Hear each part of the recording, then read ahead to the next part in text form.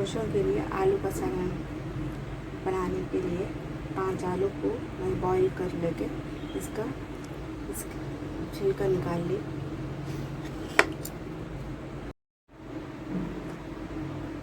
एक medium size की प्याज, करियापत्ता और 3 से 4 हरी मिर्ची को छोटे छोटे पीसों में कट कर ली। स्टोव पे कुकर रख दिए और इसमें तेल ऐड करिए। तेल गरम होगा, इसमें राई भी जीरा ऐड करेंगे। जीरा राई होने के बाद प्याज ऐड करें। प्याज का कलर चेंज हो तो इसको अच्छा मिक्स करेंगे। थोड़ा सा अदरक लहसुन का पेस्ट ऐड करेंगे।